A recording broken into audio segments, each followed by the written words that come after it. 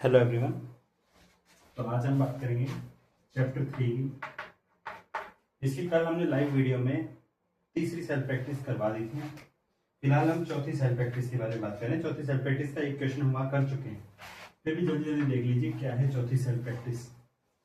Fourth self practice में आपके पास है कि एक ट्राइंगल है ABC जिसमें एंगल ए देखा 40 डिग्री, ये 40 डिग्री, एंगल बी देखे 60 डिग्री। थर्ड एंगल निकाल लीजिए ताकि तीनों एंगल का सम 180 हो जाए। ये देखिए, अब यहाँ हम एंगल के हिसाब से लिख लेते हैं कि 80 डिग्री बड़ा है किससे, 60 डिग्री से, और 60 डिग्री बड़ा है किससे, 40 डिग्री से। जो भी एंगल सबसे बड़ा होता है उसकी अपोजिट वाली साइड सबसे बड़ी होती है। तो एंगल के अपोजिट वाली साइड लिख दीजिए, 60 के अपोजिट वाली साइड लिख दीजिए, 40 के अपोजिट वाली साइड लिख दीजिए। मुझे सबसे बड़ी साइड और सबसे छोटी साइड बतानी थी, बस इनके नीचे लिख दीजिए कौन सी लॉन्गेस्ट है कौन सी शॉर्टेस्ट है। हो गया क्वेश्चन। अब आइए नेक्स्ट क्वेश्चन पे। नेक्स्ट क्वेश्चन कुछ इस तरह से है कि आपको डिस्कस करना पड़ेगा। देखिए सामने सेकंड क्वेश्चन में आपके पास ये डायग्राम दे रखे हैं और ट्राइंगल कोऑर्डिनेट बता रखे हैं।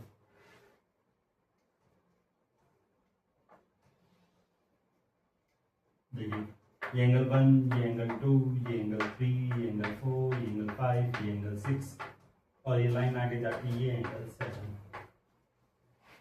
क्वेश्चन के हिसाब से मुझे एंगल 7 और एंगल 2 का रिलेशन बताना है। यहाँ angle B A B C D E F, मतलब एंगल एफ ई डी और एंगल बी के बीच में ये रिलेशन बताना है कौन बड़ा है कौन छोटा है, दोनों इक्वल है क्या होगा।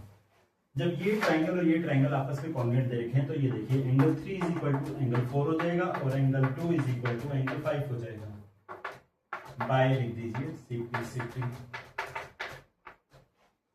ठीक है। दोनों ट्राइंगल आपस में कोऑर्डिनेट दे रखे हैं। ये वर्टिकली अपोजिट एंगल इक्वल हो गया, ये अल्टरनेट इंटीरियर एंगल इक्वल हो गया, या फिर दोनों को आप CP से बोल सकते हैं। फिर देखिए एंगल 7 जो है, ये जो एंगल 7 दे रखा है ये वाला एंगल, ये एंगल 7 एंगल 4 प्लस एंगल 5 के इक्वल होगा, एक्सटीरियर एंगल है। तो एंगल 7 एंगल 4 से भी बड़ा होगा और एंगल 7 है वो एंगल 5 से भी बड़ा होगा। ठीक है। अब एंगल 4 जो है वो किसके इक्वल, एंगल 3 के इक्वल है, और एंगल 5 किसके इक्वल, एंगल 2 के इक्वल। तो एंगल 5 की जगह एंगल 2 रख देते हैं। एंगल 7 जो है ग्रेटर देन एंगल 2 है, एंगल 7 एंगल 2 से ग्रेटर हो गया, इसका मतलब ये एंगल इससे बड़ा हो गया। ये हो गया आपका सेकंड क्वेश्चन। अच्छे से देख लेने का वीडियो पॉज करके। फिर आगे थर्ड क्वेश्चन। थर्ड क्वेश्चन में कुछ इस तरह से दे रखा है, ये एक ट्रायंगल दे रखा है, ये एक ट्रायंगल दे रखा है। P Q R P Q S T R। देखिए जो P Q plus P R है वो ग्रेटर देन होगा Q R से, कि दो साइड का सम हमेशा दो साइड से बड़ा होगा। फिर देखिए अब इसने बोला ये मिड पॉइंट है कि QT is equal to PR, और इसने ये भी दे रखा है कि QT इज इक्वल टू ये T ST is equal to TR। ये क्वेश्चन में दे रखा है RT is equal to ST, TR is equal to ST। दोनों चीजें गिवन है कि ये मिड पॉइंट है तो ये इसके इक्वल हो गया, ये इसके इक्वल दे रखा है। ठीक है। ये तो हो गया ट्राइंगल PQR के अंदर की दो साइड का सम तीसरी से बड़ा होगा। फिर ट्राइंगल देखिए QST, ये ट्राइंगल, इसमें दो साइड का सम तीसरे से बड़ा होगा, QT प्लस ST। ठीक है, ग्रेटर देन हो गया हमारे पास किससे, QS से। QR को क्या लिख सकते हैं, PQ plus PR greater than, QR को लिख सकते हैं QT प्लस TR, जो कि हो जाएगा ये हो जाएगा हमारा QT प्लस TR को लिख सकते हैं कि TR किसकी, TR साथ है, इसको लिख दीजिए PQ plus TR greater than QT, TR बराबर है ST के बराबर।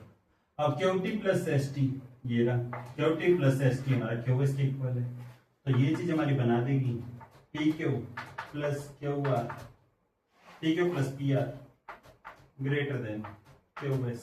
तो इन दोनों का सम क्यू इससे बड़ा है, तो इन दोनों के सम की जगह क्यू इसका सम बड़ा हो जाएगा। ठीक है, ये हो गया।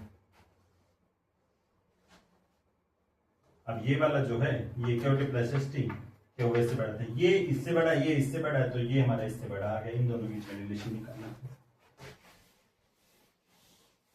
जल्दी देखिए नेक्स्ट क्वेश्चन, क्वेश्चन नंबर 4 पे देखते हैं। पी क्यू आर, अब देखिए इसने बोला एंगल क्यू और angle R, P Q is greater than P R, P Q side P R से बड़ी है, तो P Q side greater than P R है। साइड बड़ी है तो उसके अपोजिट वाला एंगल भी उससे बड़ा होगा।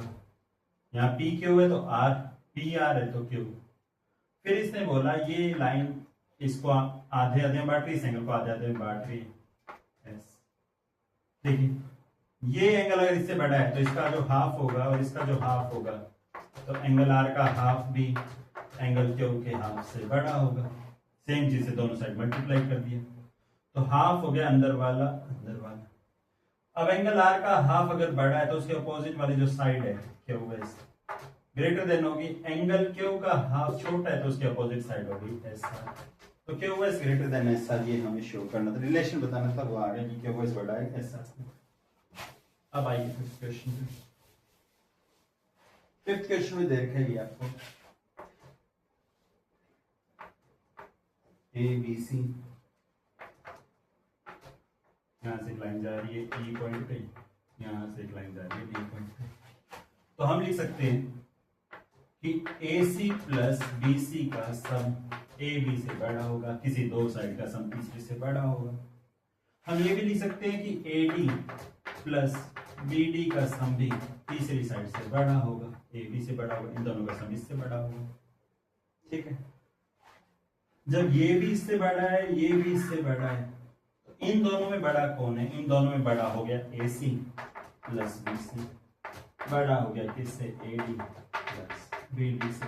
ये दोनों किससे बड़े हैं? ए बी से बड़े हैं। मुझे इन दोनों के बीच का रिलेशन बताना था, देख लीजिए, प्रूव करना था, हो गया प्रूव। अब आइए एक्सरसाइज नंबर 1 पे। देखिए एक्सरसाइज 1 में क्या देखा है। एक्सरसाइज 1 में देखा है पहला क्वेश्चन सेक्शन ए में, A B C 3 collinear points हैं। कॉलिनियर पॉइंट होते हैं जो एक लाइन पे 3 पॉइंट आते हैं। ये ए यहां दे रखा है, बी यहां दे रखा है, सी यहां दे रखा है। अब मुझे बस क्या करना है, name all the line segments जो इन 3 पॉइंटों से मिल रही है, write the relation between them. Relation तो ये होगा कि A B line segment plus B A C line segment, ये दोनों मिला के बी सी लाइन सेगमेंट बना रही है।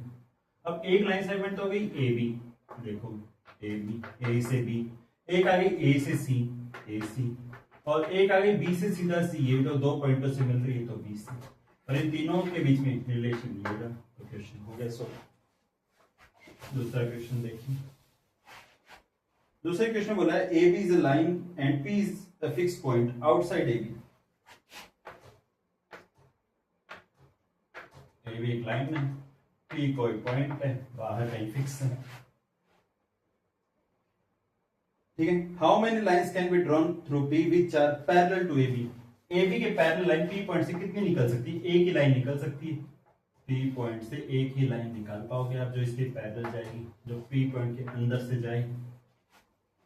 ठीक है, और कितनी लाइंस होंगी जो नॉट, ये पहले पार्ट का आंसर आ गया 1, सेकंड पार्ट का आंसर पूछा है इसी पी पॉइंट से, मतलब ए बी लाइन है और पी पॉइंट है, यहां से कितनी लाइंस ऐसे निकाल सकते हैं जो इसके पैरेलल नहीं है। तो यहां से देखो ऐसे एक लाइन निकाल दी, यहां से एक ऐसे निकाल दी, एक ऐसे निकाल दी, एक ऐसे निकाल दी, एक ऐसे निकाल दी, एक ऐसे निकाल दी, तो कितनी भी लाइन निकाल सकते हो एक पॉइंट से, कितनी इनफाइनाइट लाइन निकल सकती है जो इस पे जाके टच कर जाए। ठीक है, दूसरे का आंसर हो जाएगा इनफाइनाइट नॉन पैरेलल वाले का, देख लीजिए डायग्राम। फिर आइए थर्ड क्वेश्चन पे।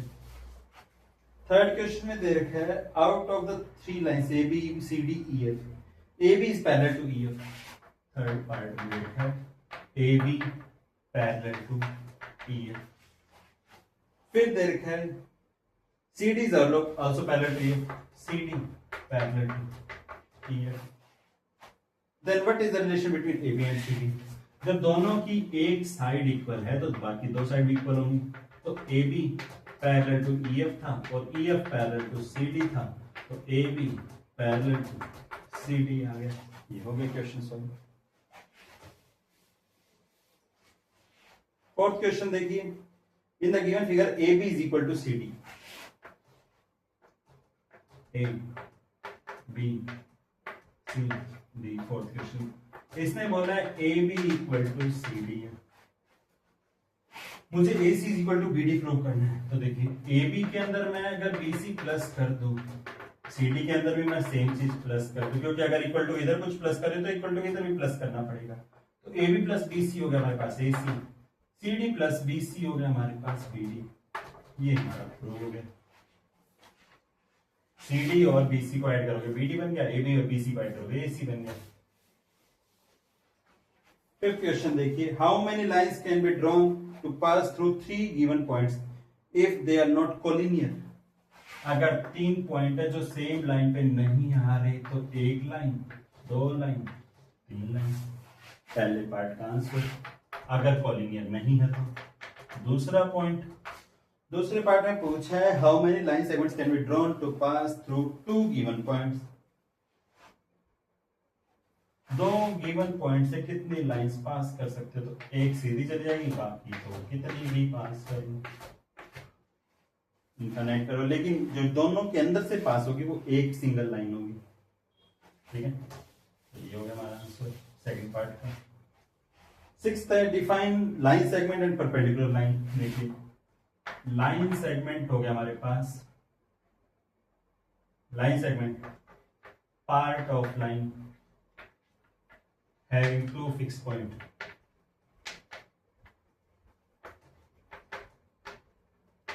एक लाइन का पार्ट है जिसके दो फिक्स्ड पॉइंट है। और perpendicular lines, when a line intersect other line at 90 degree. एक लाइन दूसरी लाइन को 90 डिग्री पे इंटरसेक्ट करे तो इसको परपेंडिकुलर लाइन कहते हैं। फिर आइए सेवंथ क्वेश्चन पे, if a point C lies between two points A and B, कि दो पॉइंट ए और बी हैं, यहां पॉइंट सी है। ठीक है, A C is equal to B C, then prove that A C is equal to half of A B. Diagram के through show करना था, डायग्राम बना लिया। इसने बोला A C is equal to B C है और मुझे A C is equal to half of A B दिखाना है, तो ए सी प्लस बी सी को मिला के ए बी बन जाएगा। ए सी प्लस बी सी की जगह भी ए सी लिख सकते हैं क्योंकि इक्वल दे रखा है, equal to A B, to A C equal to A B और A C equal to half of A B. ये प्रूव हो गया। Prove that every line segment has one and only one midpoint. अगला question, सिर्फ एक mid point prove करना है, तो ए बी, ये सी पॉइंट ले लेते हैं, डी पॉइंट ले लेते हैं, दोनों को मिड पॉइंट लेट कर लेते हैं। Let see mid point. अगर सी मिड पॉइंट है तो ए सी हमारी हाफ ऑफ ए बी हो जाएगी। अगर डी मिड पॉइंट है तो A D is equal to half of A B हो जाएगा। जो दोनों की ये साइड इक्वल है तो दोनों की ये साइड भी आपस में इक्वल होगी। A C is equal to A D, A से सी का डिस्टेंस और ए से डी का डिस्टेंस इक्वल आ गया, इसका मतलब सी और डी सेम पॉइंट है। तो प्रूव हो गया कि सिर्फ एक ही पॉइंट है, कि एक ही पॉइंट के ऊपर सी और डी दोनों आ गए, दोनों अलग अलग पॉइंट नहीं है। ये बाद में प्रूव हो जाएगी। ए से सी और ए से डी का डिस्टेंस इक्वल है। लास्ट क्वेश्चन देखेंगे, उससे पहले क्वेश्चन हो रहा है, L, M and three lines in the same plane such that L intersect M and N. Show that L also intersect N. देखिए नाइन्थ में क्या है कि M और N पैरेलल लाइन है। एक L अगर इसको काट रही है और इस लाइन को, लाइन है ये दोनों लाइनें आपस में पैरेलल देख रही। अगर इसने बोला कि L अगर इसको काट रही है M को, तो ये दिखाना है कि N को भी काट रही है। तो इस लाइन को जब हम आगे कितना भी एक्सटेंड कर सकते हैं, जब एक्सटेंड किया तो M को भी काट रही है। इसका डायग्राम बनाना है। 10th question. 3x plus 5 equal to 7 कितना दे रखा है 17 दे रखा है। हमें इसको एक्सियम से शो करना है। एक्सियम क्या कहलाता है? एक्सियम क्या कहता है कि अगर मैं इक्वल टू इधर कोई काम करता हूं तो इक्वल टू के उधर भी कोई काम करना पड़ेगा। इधर सेम चीज माइनस की तो उधर भी सेम चीज माइनस, तो ये 3x इक्वल टू 12 आ जाएगा। अब दूसरा काम, अगर इधर किसी चीज से डिवाइड करें तो उधर भी उसी चीज से डिवाइड करना पड़ेगा। x इक्वल टू 4 आ गया। ये आंसर हो गया। आज के लिए इतना ही, कल हम इस एक्सरसाइज को आगे कंप्लीट करेंगे। Thank you friends.